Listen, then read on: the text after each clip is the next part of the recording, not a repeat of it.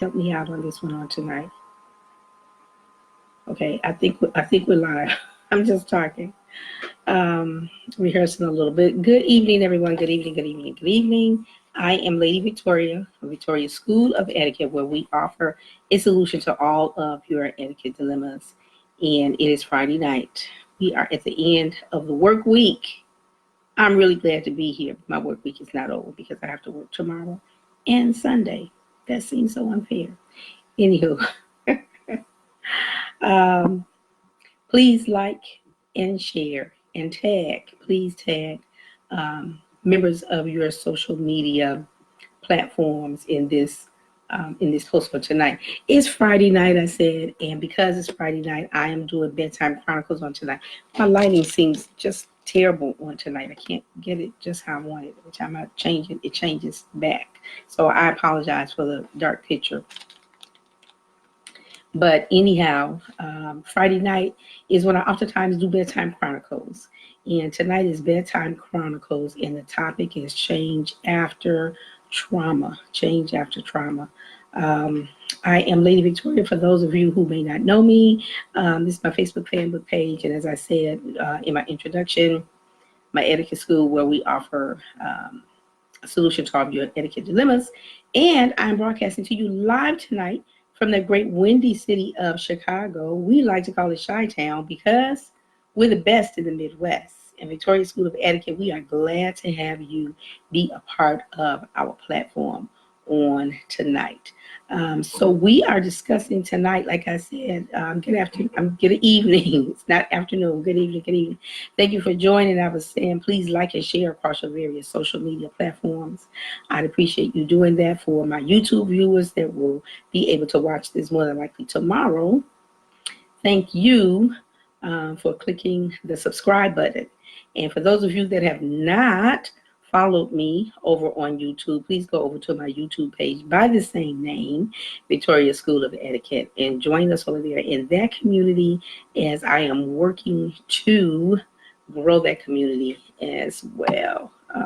You know what? Let me hold on here. I just want to get a couple more people that I did not tag before. And while I'm doing that, again, we're talking about trauma. Trauma shows up in so many different ways in our lives. And you know what? Sometimes we say that, well, if that happened to me, I wouldn't behave that way. You don't know that for sure. You don't know that for sure until you have a traumatic situation. You don't really know how you're going to behave until it happens to you. And so sometimes when we seem to not have compassion, compassion for other people when they are going through, when they're suffering through a traumatic event, I say let's be a bit more compassionate because you never know when it's going to be your turn. And if you continue to live in this life, you will have a turn. You will have a turn at trauma showing up in your life. And again, like I said, trauma can show up in many different ways. Trauma can be physical, it can be mental, it can be emotional, it can be spiritual. We traumatize about different events in our lives as it relates to how important we think it is in our lives. I'm not a pet person, really. I've had goldfish and I've had tropical fish. That's about all I'm going to have as far as pets go. I'm not a dog person, not a cat person, because I'm allergic to pet dander, especially cats. They're cute, and the dogs and stuff, they're cute, but I don't want them living in my house. I don't want to have to be the one to get up and take them out for walks and all of that. So I'm not really an animal person like that, but people I know that are animal parents, when they're maybe if I come over here a little bit, it'll be a little bit better. Okay, that's a little bit better. When their pets die, for some of them, it's really traumatic. And I understand because you have a love for the animals. I'm not an indecent human being. I'm not indecent at all. I'm just not a pet person. And so the effect that it has on one person might be completely different for someone else. And I think I'm that someone else. I'm not a pet person at all. So No offense to anyone else. I'm just saying. I'm just saying for myself. But trauma shows up in different ways. It can show up in the form of an accident, a terrible accident. It can show up in the form of divorce. It definitely shows up when loved ones in our life pass away. It shows up that way. And so trauma shows up in different ways. And however it shows up for you, you're going to respond to it in the way I think that the level of importance that that situation or that person is in your life, I think that's how you're going to respond to the trauma. Sometimes, my mom was very important to me. Both my parents, I've lost both of my parents, and in each situation, the way I responded to my dad passing away was completely different than how I responded to my mom passing away. So it's different. It shows up in different ways, and you just have to know what it is. But I think understanding the trauma itself, whatever the trauma was, like for me, when I had a terrible accident, oh gosh, back in 2004, I had a really, really bad accident. I was living in Evanston at the time and working for the school district. I fell off of the back end of one of the little buses because I worked with the special needs children at that time, and taking a child off of the bus, as I went to step back onto the lift wasn't there.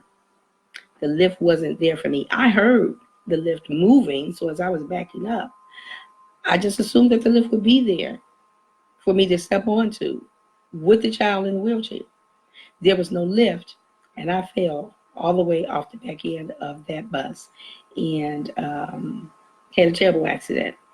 Thank God I did not break my neck or anything like that, but I was in therapy and counseling for 18 months. I was traumatized by that situation. Hello, thank you for joining us this evening. I was so traumatized by that situation until I couldn't see yellow school buses. I couldn't see yellow flashing lights. It immediately sent me into flight or fight mode in those situations. I was bedbound for several weeks because of the accident. I had to wear a neck brace. I was on crutches. I think my arm was in a sling. My left arm was in a sling. I still have scars on my body because of that accident.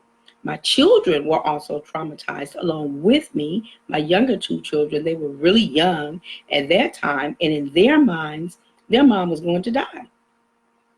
Even though I was no longer in the hospital, hey Ray, even though I was no longer in the hospital, but to my really young children, they thought mom is sick and she's going to die. My youngest daughter, I remember her coming into my room and talking about it, and she asked me, Mom, are you going to die? I told her, no, I'm not going to die.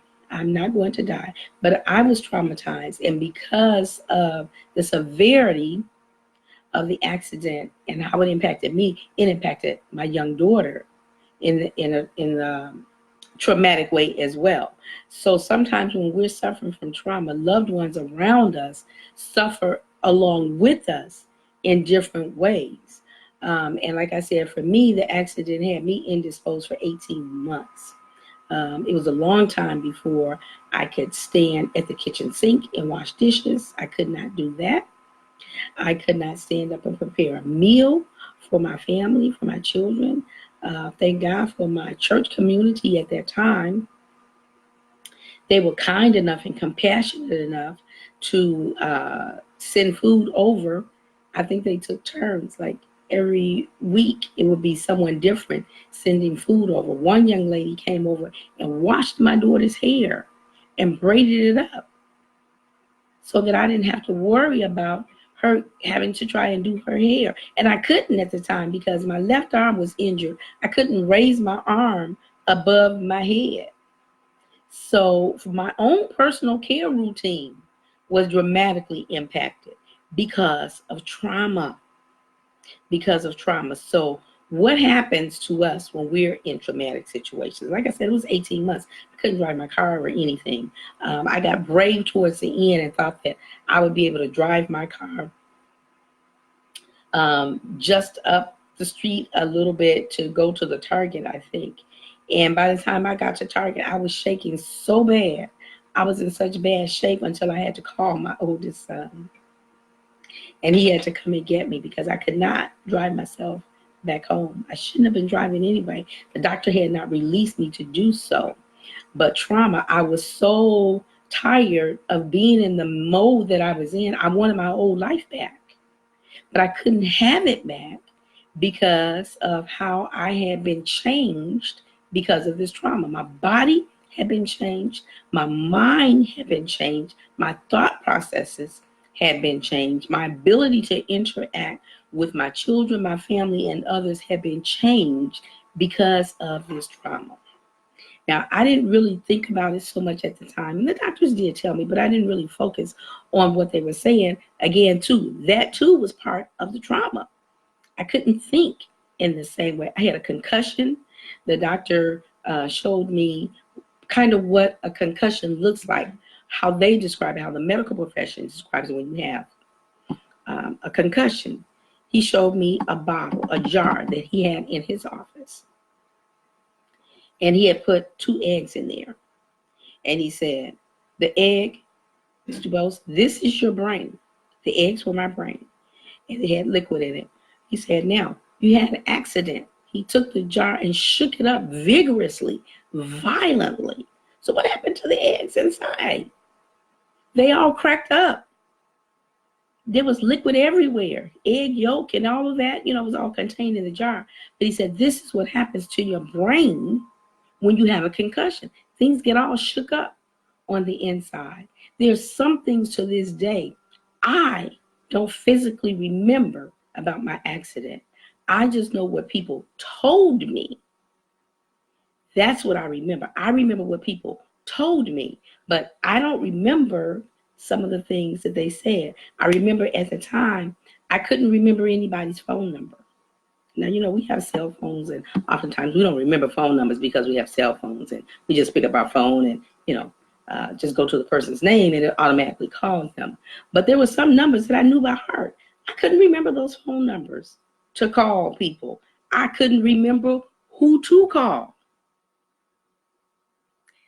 I did not go to the hospital right away. I'll never forget it. It was Thanksgiving week, the Tuesday before Thanksgiving, 2004. And I had fallen off the back end of the bus. Bam, hit the concrete. I felt my head bounce. I felt my head do that. It was just by the grace of God that after blacking out the cartoons, when they have an accident and something happens, you see birds flying around their head and it tweet, tweet, tweet, tweet, tweet. That's literally how I felt. I saw stars, everything. But I decided to continue my route, which was not a good thing to do. I should have immediately gone to the hospital. Well, that happened on Tuesday. I think I finally ended up going to the hospital on Thursday or Friday. By then, I was in so much pain until I literally could not move. I called a friend of mine who came and stayed with me for a few days, took me to the hospital, literally had to carry me because I could not, because of the trauma, the physical trauma that my body experienced. So I was greatly impacted, as have been some of you, if you've ever been in an accident or any such thing like that. But what happens to the brain when we experience trauma? There is a portion of our brain when we experience trauma, just understanding how the brain works and how the body functions during trauma. No, that's not the part that I was looking for.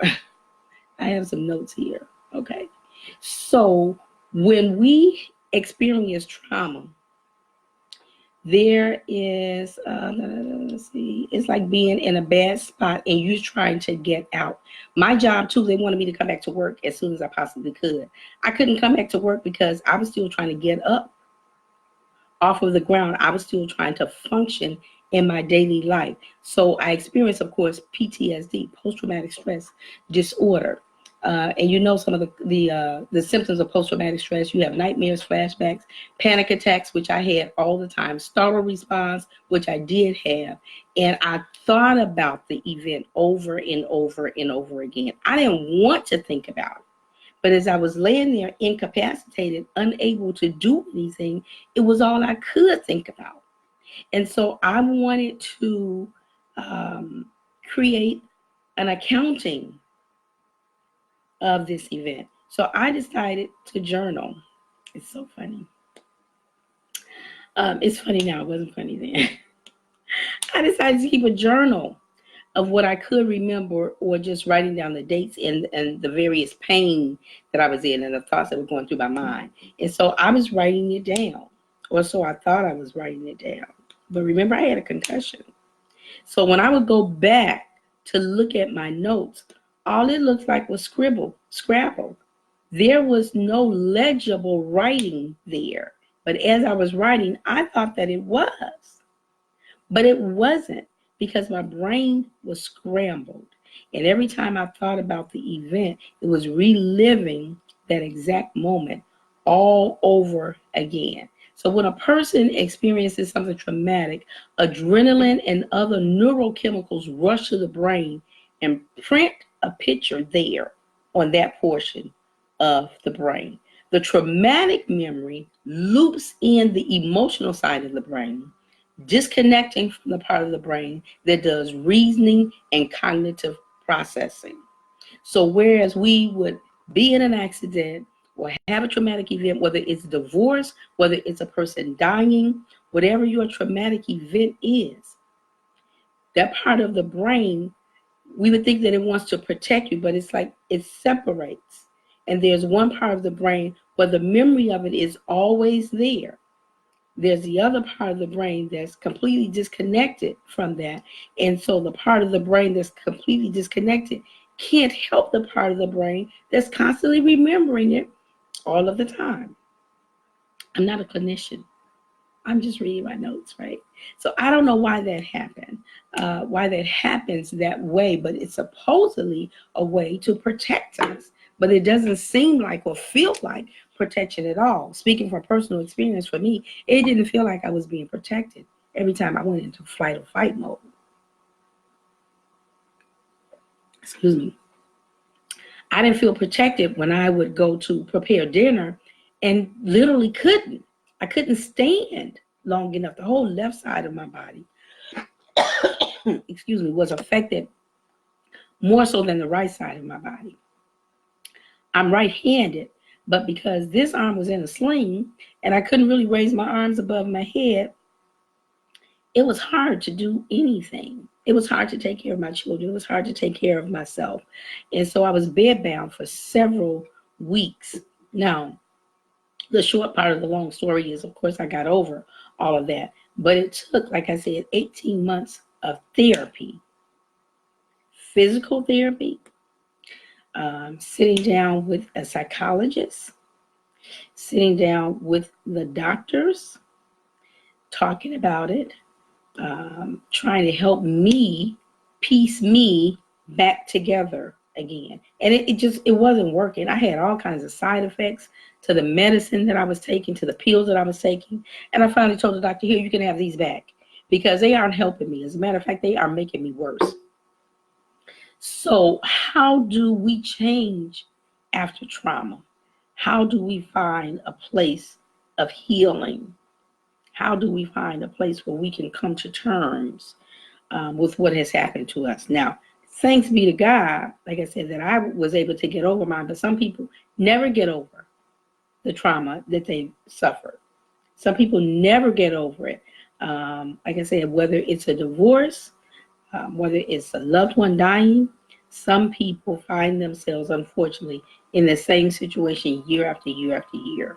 Now, I said to myself earlier today, I could be thinking along these lines, because it is almost a transitional anniversary for my mom passing away 5 years ago. It will literally be 5 years this year. So she passed away on September the 10th. So she has about 11 days. So I said, so maybe I'm starting to feel this way because of, her passing away anniversary, her death anniversary.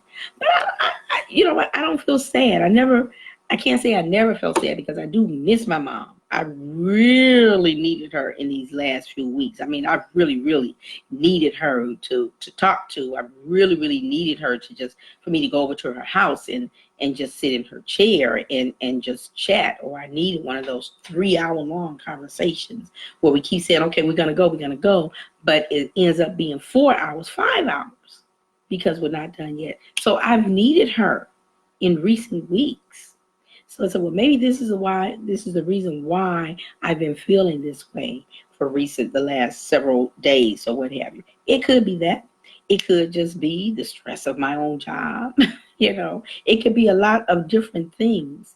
It didn't bring me back to the accident. I was just using the accident as an example on tonight to talk about how trauma affects the body, how it can affect the physical body, and how it can affect you emotionally as well, and how other people can be impacted by it. But we don't know how we're going to respond to stress until we're in that moment. So I think it's unfair to say, well, if that hadn't happened to me, I would never have responded that way. You don't know that. You don't know that until you're in a stressful situation yourself. You don't know that until you are in a traumatic situation yourself. And say, well, girl, she all upset about that divorce. She shouldn't be upset about it anyway, because, that no good husband that she had, she should have been got rid of him years ago and blah, blah, blah, and all of that. You can only say that because it's not you. But what happens if your husband or your wife decides to leave you? Then how do you feel about that? Whether he was no good or not. People in relationships, even when they're bad relationships, it's hard to get out. It is hard to get out. Statistics prove that oftentimes a woman, and men too, we don't focus that much on the men, but men too go back to a bad relationship. I think the stats say, I want to say anywhere from 7 up to 13 times that they go back before they finally get out. So that's another whole show, but I've done that show. I did that show, I think, last year and the year before, 2017-18. I did a lot of shows, a lot of bedtime chronicles about various relationships, being in a bad relationship, and, how to get out, and abuse and all of that. So that's a totally different topic, but we don't know how we respond in traumatic situations until we're there. So how do we equip ourselves in the event that we do have a traumatic situation? Again, I'm not a clinician, and I don't know how well prepared you can be for it until it happens. Like I talked about my mother passing away. When my mom passed away, she prepared her children. She prepared her siblings. She had a meeting with them. She called the meeting and let them know, look, I'm sick and I am going to die. And I want you all to know that I love you. And while I don't want to leave you, I don't want to stay here anymore. So she prepared us. She literally said that to us. And when she called all of her children on the same day, and she got all of her children on that same day, but we knew there was an important phone call. She called me at it wasn't even 8 o'clock in the morning. I'm on my way to work, living in Texas at the time. And she called me to let me know that she was sick. She didn't start out that way, but I knew it had to be something unusual for her to be calling me that early in the morning. When we get phone calls early in the morning or in the wee hours of the morning or late at night, we always tend to think that something is wrong. And in that situation, something was wrong. And here my mom is telling me that she has cancer and that she's going to die. I was 5 minutes from work and got lost going to work, focusing on what my mom was saying. And for me at that time, the horrific news that I was receiving. So she prepared us for her transition. She prepared her children and her siblings and her grandchildren and her great-grands and all of that. I admire the way my mom went home, because to me, she did it the Bible way. She did it the Bible way. She did it like the patriarchs of all. She called all of her family together and told us what thus said the Lord, and gave us the things that she wanted us to have, told us what she wanted us to know, and all of those things. And in due time and season, my mom lay down and just went to sleep. And I was there with her at the exact moment of her transition. Myself and 2 others of my sisters, we were there with her. when she transitioned. We were literally holding her hand, laughing and talking, doing the Jones girl thing that my mom talked about all the time, because all of her daughters could be in the room at the same time, and we could have 4 of us. So we could have 4 different conversations going. And each one of us, we are laughing and interjecting and talking and about that, whatever it is we're talking about, but we never lose track of what's going on. We never lose track of what's going on with each other. And so 3 of us were there together, and the 4th one was on her way. And I understand, Ray, that, you still weren't ready. And sometimes I think about it today, and I say, why did you have to go? Why did you have to go? We think that our parents are going to be around for all of those moments in our lives. My youngest daughter, as so many of you know, make the announcement. She recently got married in the month of July. Earlier this month, she got married, and is still a very new bride, and have shared her joy with the world. But I thought my mom would be there to see my daughter get married.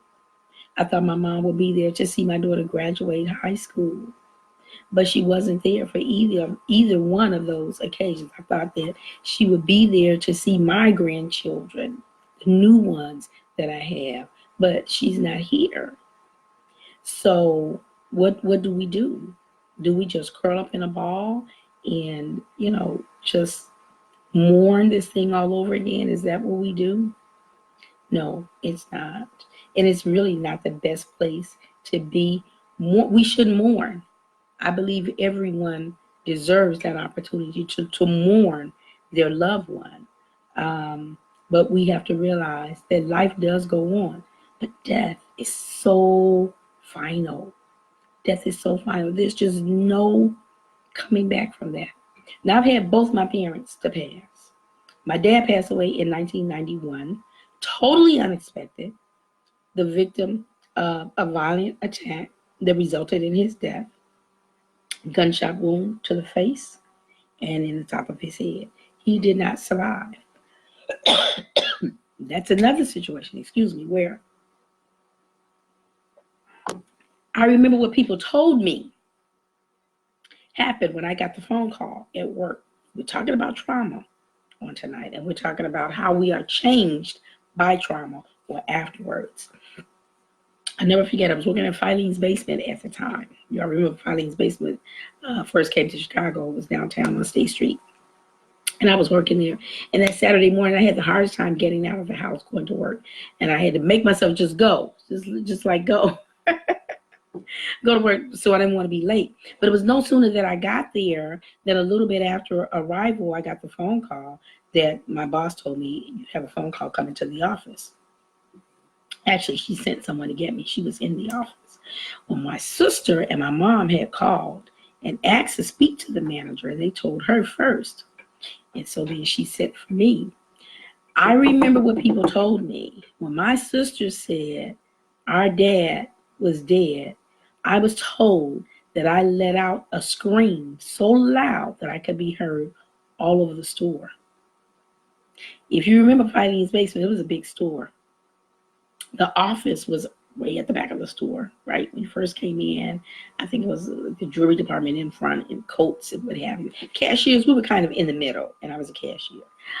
So anyway, I just remember what my mom told me, what my sister told me, and what my coworker told me. And when I got that news, I didn't know what to do. It was my dad. My dad. Not going to say that we always had the best of relationship, but I don't remember us having a terrible relationship. He was a better man after I got older, but at the time he was the best dad that he knew how to be, and I give him credit for that. So I've had both my parents to pass. My dad, like I said, in 1991, and my mom in 2014. I've had other significant people pass away in my life. I've lost both of my grandmothers on both sides, my maternal and my paternal grandmothers. Never met either one of my grandfathers. They were never a part of my life growing up as a little girl. They had already exited their children's lives by the time I came along. But anywho, I'm going way longer and give way more detail than I originally thought I would. But just bear with me through this because I really believe that this is for someone on tonight. I believe that this broadcast is either for someone that's watching live now or someone else that will watch the replay. Maybe it's for someone on YouTube that will watch it. Hopefully, I'll be able to upload it also to Periscope. But it's for somebody. And so, in the midst of all of that, I just want to say to you to be encouraged. If you are feeling stressed and distressed because of a traumatic situation, maybe you've gone through something physically, maybe you've gone through something emotionally or spiritually, be encouraged and just know that it won't always be like this. Now, I've heard people say, oh, you get over it, especially when a loved one dies, you get over it over time. I don't know. I can't say that. I haven't experienced it for long enough, I guess. Like I said, my mom has only been gone for 5 years, and I was truly missing her in these last few weeks. My dad has been gone since 1991. He passed in December, like 2 weeks before Christmas. And I still miss my dad to this day. My dad sometimes would show up at my workplace. I was working up on the northwest side at a bank.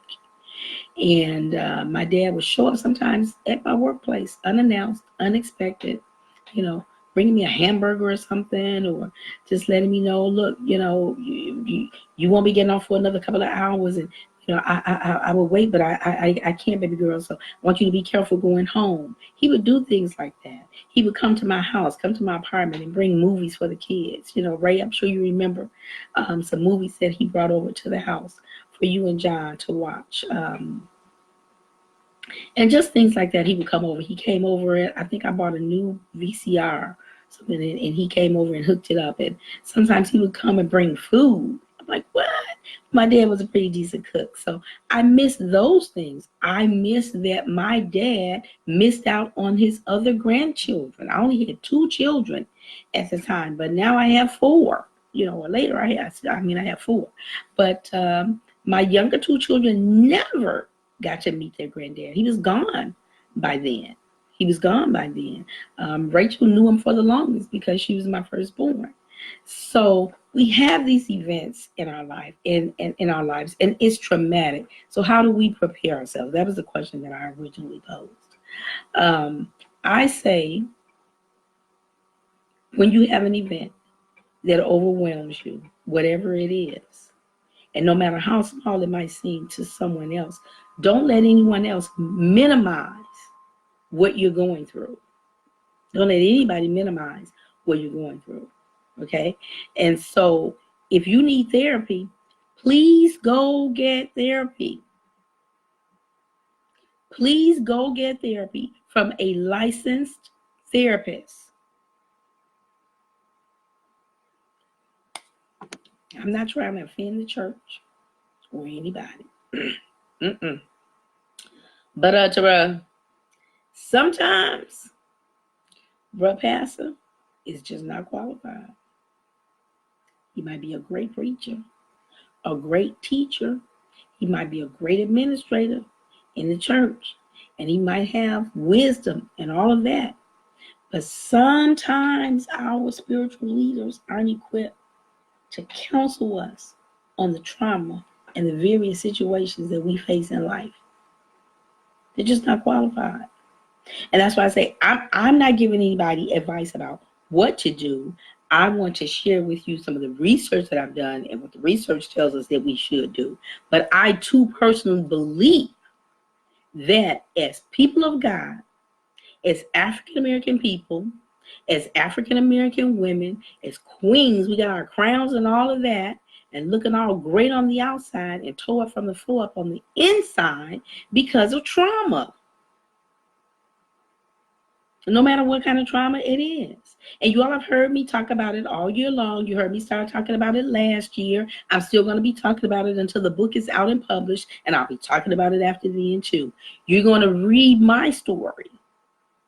You're going to read about my story, about my trauma, where I was assaulted, where I was attacked. And it took me years to share that publicly. I just began talking about it in 2017. I shared it with my family. I shared it with my siblings. I shared it with my children. And you've heard me talk about it. Title of the book, Breaking My Silence. My 40-year journey to wholeness and recovery.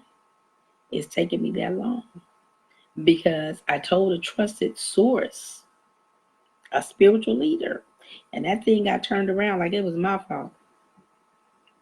I did something wrong to cause that to happen to me. Pastors, preachers, teachers, ministers, elders, and counselors, don't ever tell people that have been assaulted that it's their fault. Don't ever tell a woman who's been violated that it is her fault, that she caused it to happen. Even if she was scantily dressed, that doesn't mean that she caused it to happen or that she deserved for that to happen to her. That is the most backwards thing that you could say to a woman or to a man that has also been assaulted. Because men are assaulted too. Your numbers are lower, men, because you don't report as much if you've been violated. Whether it's your wife, whether it is your significant other, whether it is just your sexual partner.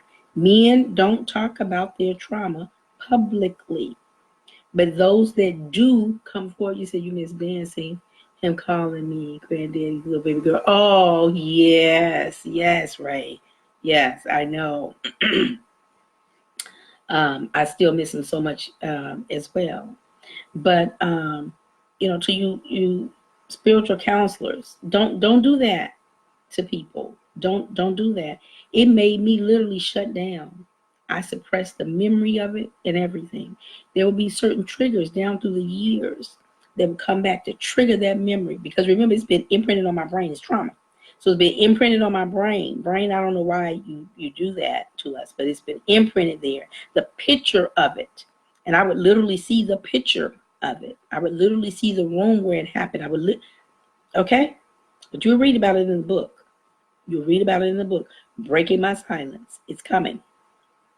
You'll read about it. Don't tell people that it's their fault. You're doing more damage than good. You're not helping. We come to you as spiritual leaders because we trust you.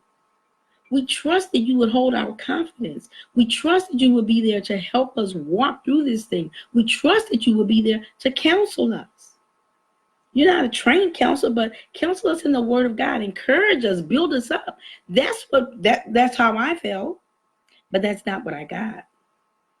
That's not what I got. So instead of it helping me, it hurt me even more. And I said I would never tell anybody. My parents went to their graves never knowing that this happened to me. Never knowing that it happened to me. It was by design. I never talked about it. Like I said, I only told my children and my siblings about 2 years ago. But anywho, preparing for trauma. I really needed a counselor in on this one with me. I don't know that we can prepare readily enough for trauma. But I think that the tools that we have in our arsenal when we do experience the trauma do help and aid in our healing process. And so I think that we all should find someone to talk to, a professional someone to talk to. Now, if you got a ride or die partner, a BFF and all that, and you can talk to them as a sounding board, that's wonderful too. But when the trauma is buried so deep within you, until, of course, the thought of it or the memory of it, it only triggers you back to that same moment again. You need professional help on that. You need professional help on that. So don't be insensitive when people are traumatized about various events and say, well, I would have never handled it that way. You don't know how you would handle it until you're there. You really don't know how you would handle it until you are there. So be mindful of that and get an understanding. Do your own research. There's a lot of information out here.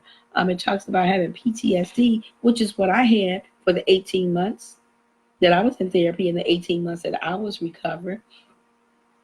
it says that every person should have an understanding of PTSD. It is estimated that of 100 people who have experienced trauma, 25% or 1 in 4 will experience PTSD. That's also 1 of every 4 burn survivors. So you see how in the beginning I talked about trauma can be all different types. What's traumatic for you might not be traumatic for me, and vice versa, and all of that. Somebody's pet dog dying and she's still crying about it 3 years later.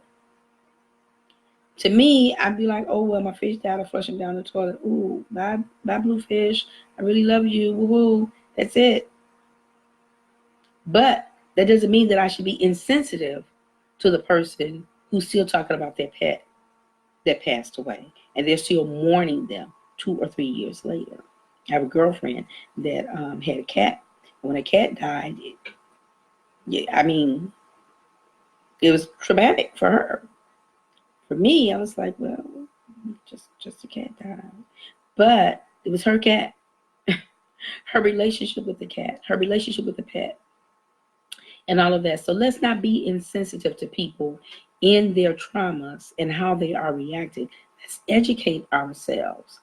Find out if there's a way that you can help them with what they're going through. You might not be able to, but you can make a recommendation. You can say, hey, you know what? Have you ever thought about getting some counseling about this? Come on, girl, let's look it up together.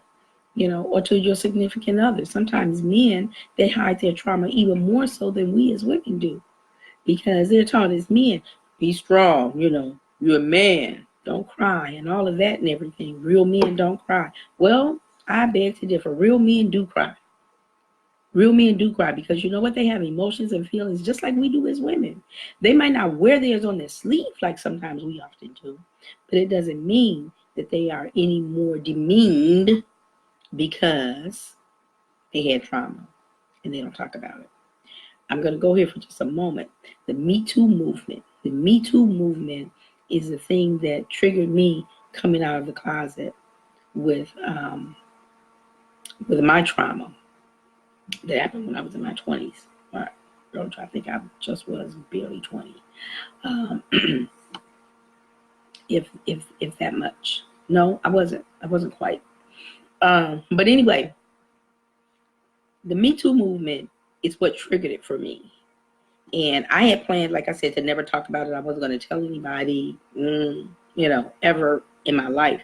But the Me Too movement just kept happening. It kept happening. Somebody kept being assaulted. Somebody kept coming forward. Somebody kept talking about it. It was in your face in the news every single day.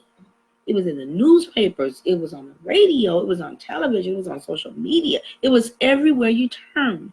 And I said, stop it already. Enough, people. Good gosh. But little did I know that for me, that would be the catalyst that would break it for me so that I would begin to tell my story. See, when you tell your story, it's not just for you. You're helping to heal someone else. You're helping to get someone else delivered. And I had to really come to a full understanding about that. Girl, look, this happened to you. And yes, it was absolutely terrible. Horrible that it happened to you. Really bad.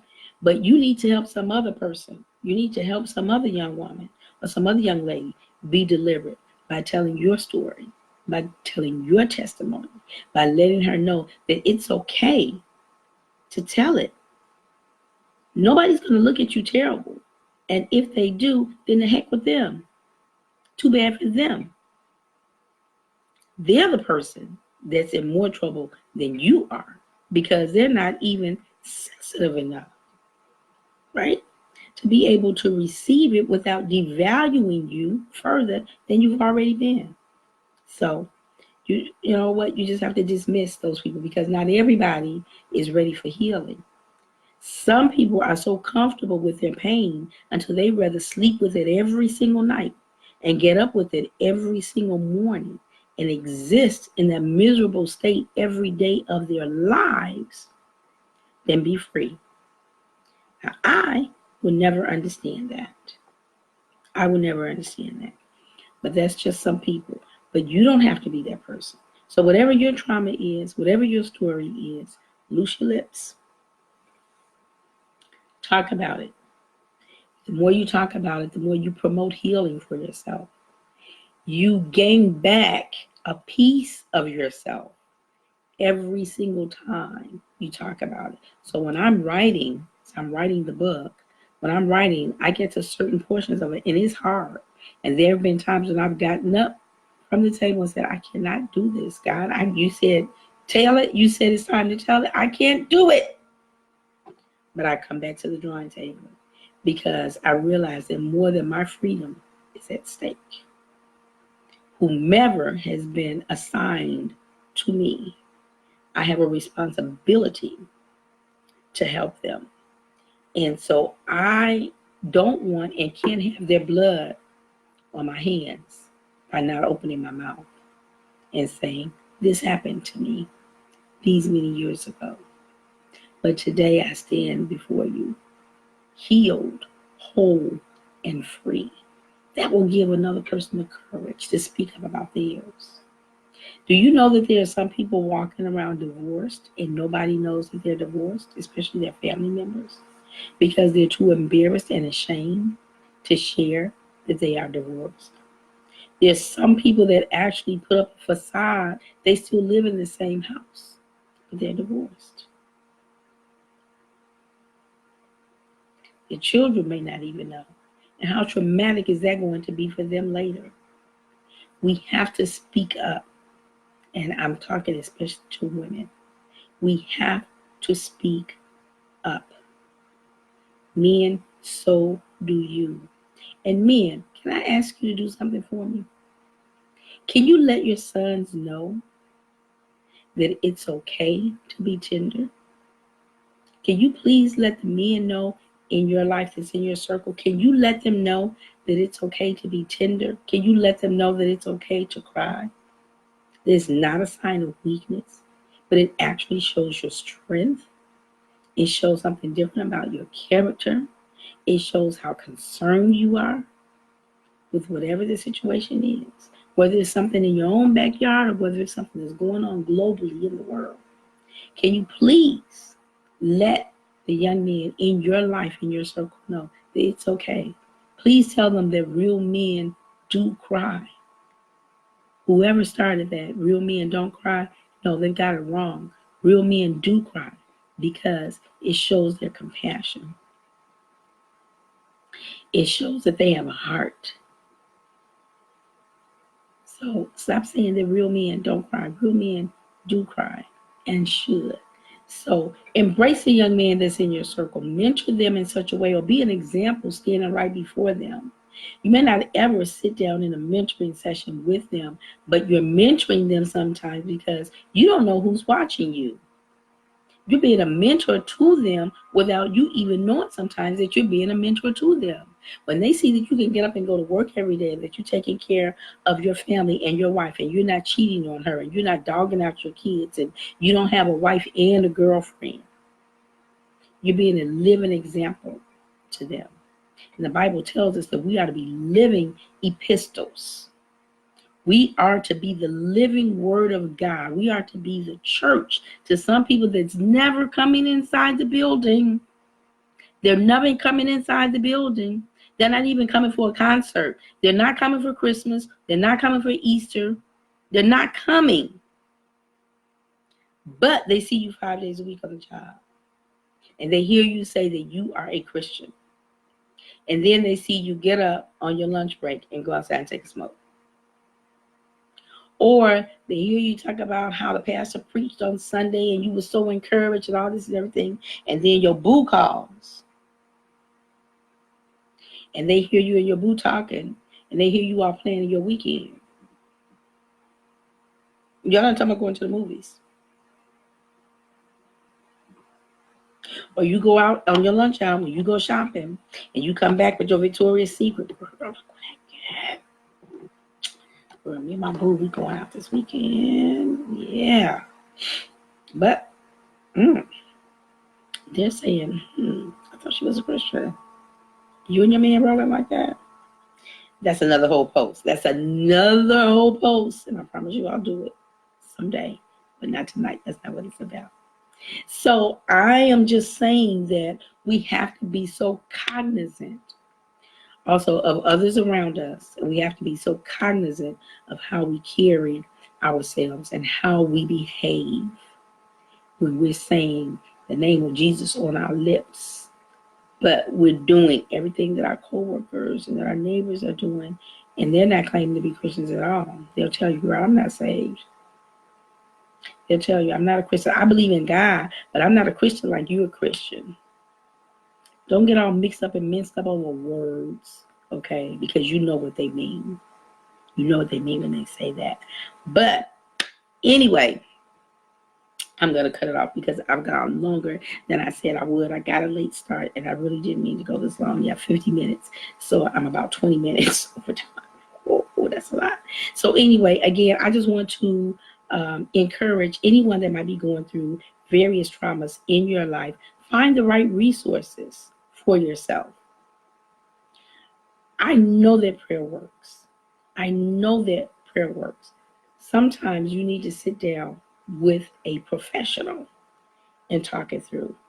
If you can find a Christian professional, that's even better because they can help you on both sides. They can help you on the medical side or on the psychological side, and then they can help you in the word too because they should be praying for you as well. So whomever this was really for on tonight, I hope that you got your portion from it. And I pray that your healing comes swiftly and that it is complete and that it is whole and you are delivered and that you are ready to walk into the new season of your life, because I don't really make promises like that, but I can promise you this, that when you walk into your wholeness, you will walk into a brand new life. When you can embrace your wholeness, your truth, you can embrace your story and see that it's really leverage for your healing and for your purpose, then that's when your new life begins. But when you're holding on to that thing, like it's your best friend, it's your teddy bear, and you're just not going to let it go, you're not only hindering your own health and deliverance, but you're hindering the tribe that God has sent to you to minister to. You're hindering them as well. So don't let that blood be required of your hands, but go forth in your healing. Go forth in your healing. Traumatic events do not have to define our lives for the rest of our lives. Your healing should be the defining factor for the rest of your life. Yes, you went through a horrible situation, as did I. But we get overcomers. We get overcomers. And in the 2 years that I've been talking about it, I've gotten a level of freedom that I didn't have for all those years that I held on to it and didn't talk about it. So I know there's shame attached to it. There's degradation attached to it. There's all of that. I've been through all of those emotions. I've been through all of that. Felt less than. It affected my self-esteem, everything. But I'm greater than the situation.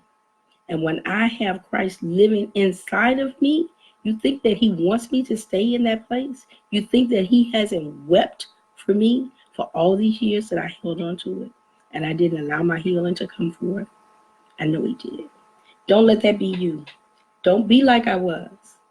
So get the deliverance that God has for you, wants for you, and wants to see you in a new and a better place. So this wasn't supposed to be a sermon. This always happens to me when I get on here to do this. Anyway. Thank you all for being a part of my platform. On this evening, this is Friday Night Bedtime Chronicles, and tonight we were talking about change after trauma. You have a traumatic situation, see about it. See about it so that you can be healed and so that you can be whole. So I'm sounding like a coach and preacher. I think this is about my third or fourth close, but I am really done now.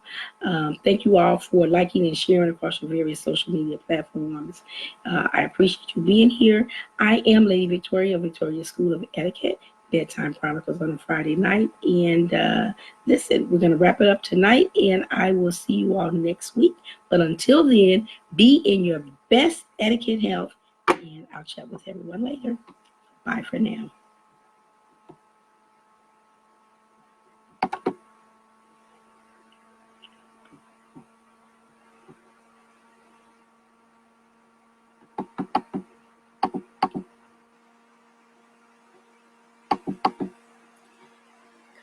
this